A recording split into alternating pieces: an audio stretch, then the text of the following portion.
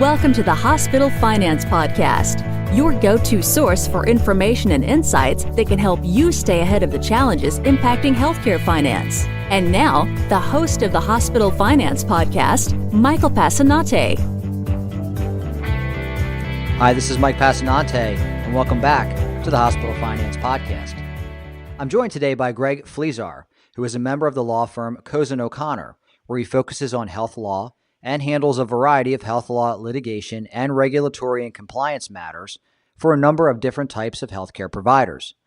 Greg is here today to explain recent PRRB updates and what they mean for hospitals. Greg, welcome to the show. Yeah, thank you, Mike. I really appreciate it. So, Greg, why don't you start off by telling us when the new rules took effect? Yeah, the new rules were actually published on August 29th, 2018, and they took effect immediately.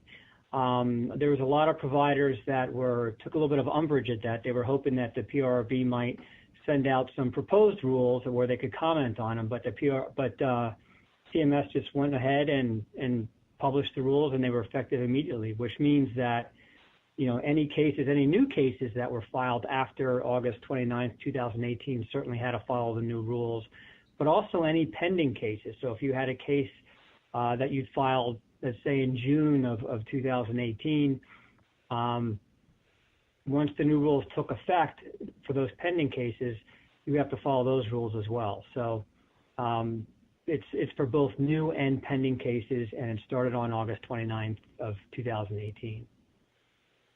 Okay, so let's dive into some specifics around these new rules and some other matters surrounding it. So first, why don't you tell us what is the Office of Hearings, Case, and Document Management System, and what does that mean for filing PRRB appeals? Right. I think this is one of the most important differences in the rules, is that the PRRB is finally moving into the sort of modern age of electronic filing. Essentially, what the Office of Hearings and Case Document Management System is a web-based portable for electronic filing, sort of as we have with the federal court system, or even most of the local courts now have electronic filing. So instead of running to the prothonotary's office, or in this case, trying to FedEx your appeal request on time to get to the PRRB in Baltimore, now you can do it electronically. So I think that's a real step in the positive direction, probably trying to streamline things and make things easier for folks. Essentially, the way it's going to work is parties can enter and maintain their initial appeal. They can enter their initial appeal through the portal.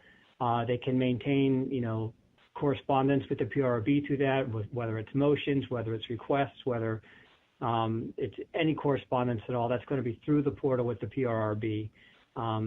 Access to specific cases, though, is going to be limited to the parties of each case and their representatives. So it's not going to be a wide open system where, for example, if I know there's an interesting PRRB case in California that I want to follow, I can't get onto the system and follow that. It's really just for the parties themselves to get onto it.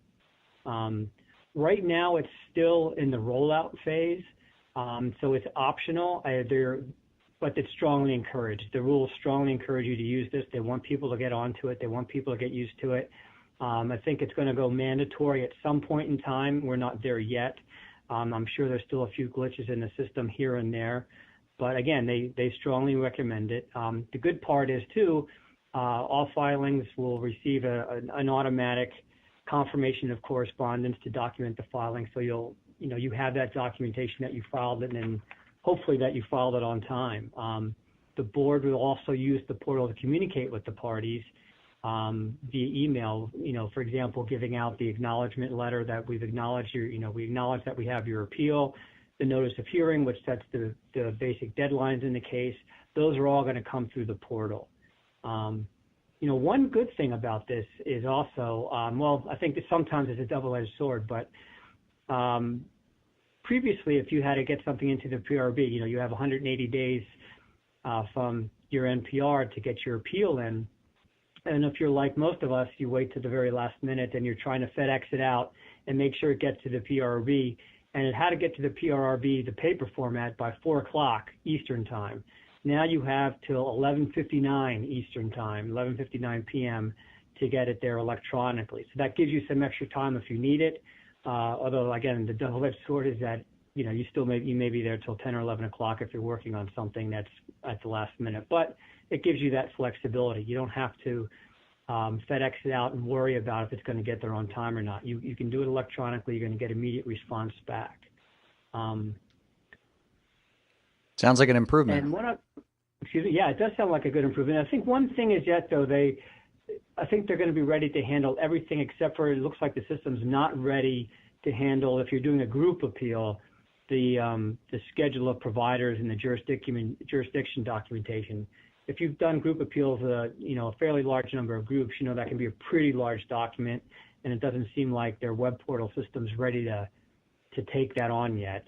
So that's the one thing that has to be done no matter what by paper, even if you're doing this. And I think it's one thing, I haven't used it myself. There's some others who have written about it that said that it takes a little while to register onto the system. So I think if you're planning ahead and you want to go ahead and do some electronic filing, I think the first step is to get yourself registered through the PRRB. That's in the rules about how to do that. And I think that's probably your first step. I think if you try and wait to the last minute and get registered and then file your PRRB appeal, you might be pushing your luck a little bit. So I would suggest that folks, if you're interested in the filing, try and start, sooner rather than later getting yourself registered and set up for it. Good advice. Greg, what are the new requirements for position papers? Yeah, this is another big difference compared to the old rules.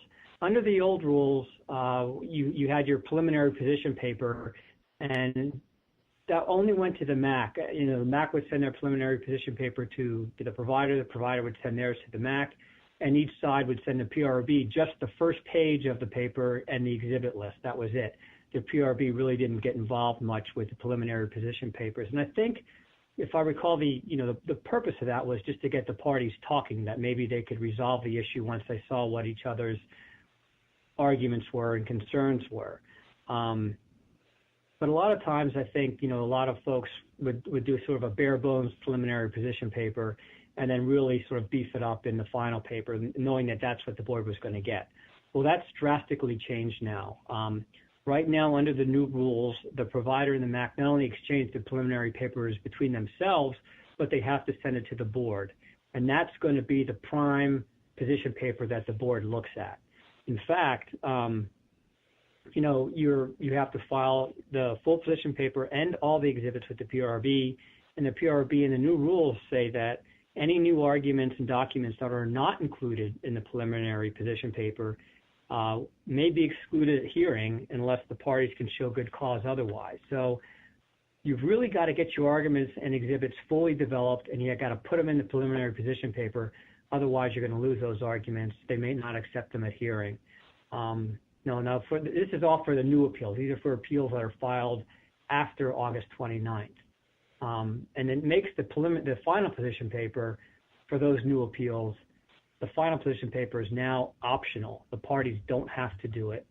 You're welcome to do it if you want to, but it can't really bring up any new issues. It's really supposed to refine the issues. Say, for example, you had 3 issues and maybe one was resolved. You can use that as a vehicle to let the PRRB know.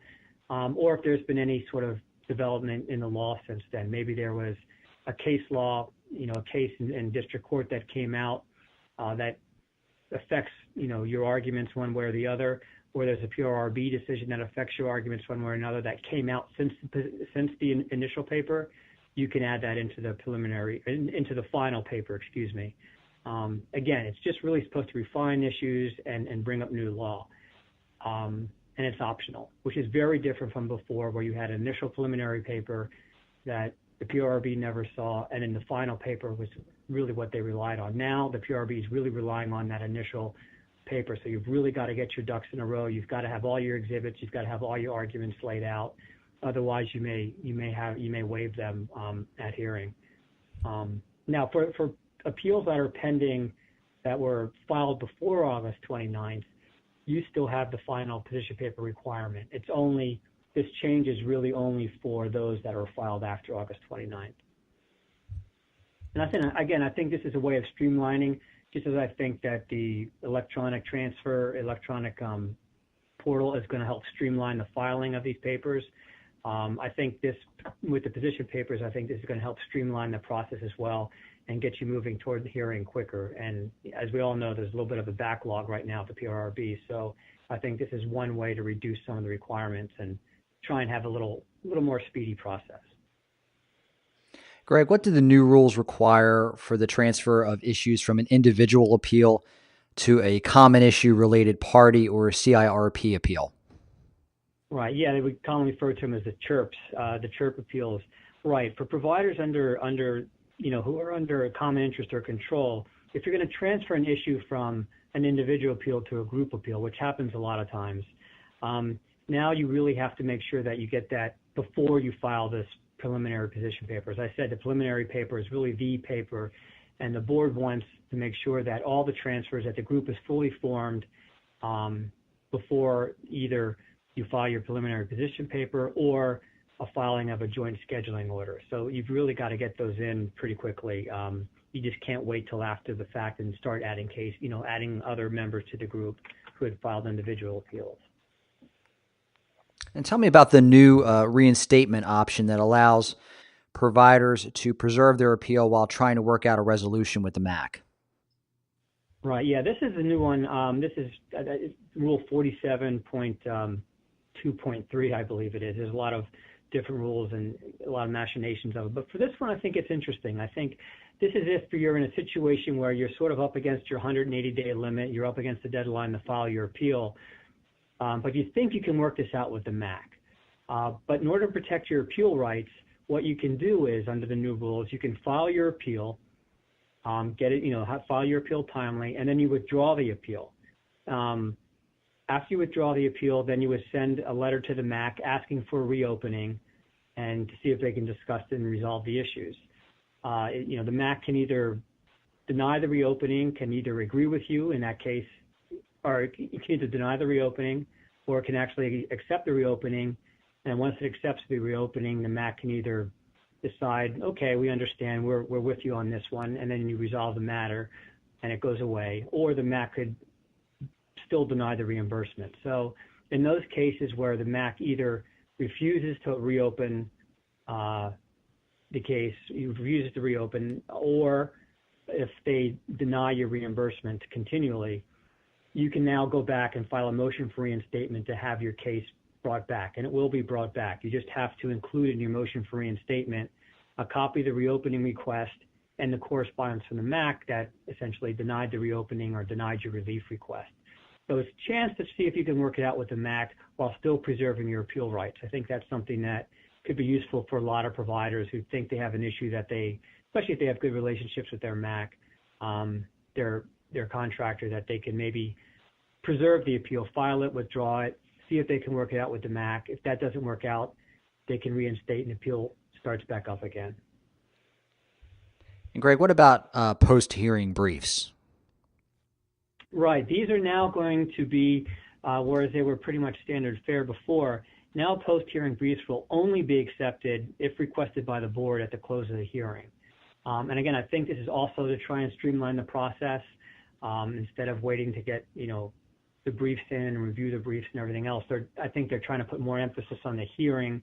And obviously that puts more emphasis not only on the hearing, but on your closing argument. So you've really got to, you can't just rely on your post-hearing brief to be the last word. The last word most likely is going to be your closing statement. So I think that's going to be something that you've really got to put a lot of effort into and make sure that you've got all your points across and that the board clearly understands what your position is. Before we finish up, Greg, do you have any other quick takeaways or practice tips for our audience? Sure, yeah. And again, we're just going over the highlight of the rules. I mean, it's a 90-page document, so I think first off, one of the takeaways is just, and practice points is just if you're about to file a case, or if you've already filed one, it's pending, and you haven't looked at the new rules yet, I really suggest that you do. There's some nuances throughout. We just highlighted some of the real big differences, some of the big changes in the rules, but there's nuances throughout that are little tweaks here and there. So I think it's very important because, as we all know, a lot of times you've got a lot of money at stake in these appeals as a hospital or a hospital system, and you don't want to be tripped up and lose your appeal rights by not following some of the technical rules that are in here. So the first takeaway is make sure you take a good read through the rules And not only that, at the end of the rules, they have the appendices that have the different model forms. For example, model form A is the form you file when you're submitting an individual appeal. Model form B is the form you file when you're doing a group appeal. Those have all changed. There's new versions of those, and that's all included in the rules in the back. So you have to make sure that you're using the right form, that you're not using a form from the previous rules. I think that's going to be very important. And it'd be a shame to have an appeal kicked out for filing the wrong form. So again, read through the rules, make sure you're familiar with some of the new changes, look at the back of the appendices, make sure you're using the right form and the revised form. Two other real quick issues, I think. They clarify in here that, some issues like disproportionate share hospital payments, graduate medical education, they may have multiple components to them. They may have multiple issues with them. To comply with the regulatory requirement to specifically identify the items in dispute, each contested component must be appealed as a separate issue and described as narrowly as possible. So essentially what they're saying is, say, for example, you have a disproportionate share hospital or DISH appeal. That can be many things. So it's not going to be enough to pass muster on your appeal request just to say that we have, we reject the disproportionate share payment. You have to actually talk about what part of the disproportionate share payment you're talking about and what are the reasons. Is it the SSI piece? Are you talking about a Section 1115 waiver day appeal? Are you talking about trying to include state general assistance days in the Medicare DISH calculation? You just have to be specific and lay it out. You just can't say Medicare DISH, we challenge the Medicare DISH payment or we challenge the GME payment. You've got to really focus on what part of the issue you're talking about. And I think another thing that's interesting, and it's part of, I think, the modernization of the PRRB, is that they actually have a Rule 35.4 where they're really encouraging the use of visual aids at hearing. They're talking about using things such as PowerPoints and diagrams and large print copies that can be sort of blown up and shown to the other side. So it looks, again, just like they're doing with the electronic filing, I think they're trying to look more towards an electronic courtroom as well, as you see in a lot of federal courts and a lot of state courts, where folks bring in PowerPoints and they bring in copies of contracts that they can put up on the screen or regulations and so forth. That's really what they're looking for. They think that's going to be helpful in the hearing process. If you're going to do that, you have to make sure that you include whatever PowerPoints or diagrams you're going to use as exhibits ahead of time, and you also have to share those with the other side. So, I think that's going to be important when you get to hearing, to make sure that you've got some good visual aid as well. It looks like they just don't want to sit there and listen to it. They want to be shown what the reg is or be shown what your position is. So I think things like PowerPoints, blown up picture of the regulation and issue that you're dealing with, those are all going to be helpful. Great insights today, Greg. If someone in our audience would like to learn more about what you do or get into contact with you, what's the best way for them to do that? Sure. You can always give me a call. It's 215-665-4737, or my email address. I have a funny last name, so it's G as in Greg, F as in Frank, L, I, S as in Sam, Z as in zebra, AR at Cozen, COZEN.com. So, either way, feel free to reach me and be more than happy to talk about it with you. Greg, thank you so much again for stopping by the Hospital Finance Podcast today. Well, thank you. I enjoyed it, Michael. And again, I appreciate the opportunity to work with Fliszar on your podcast, which are always very helpful. Thanks, Greg.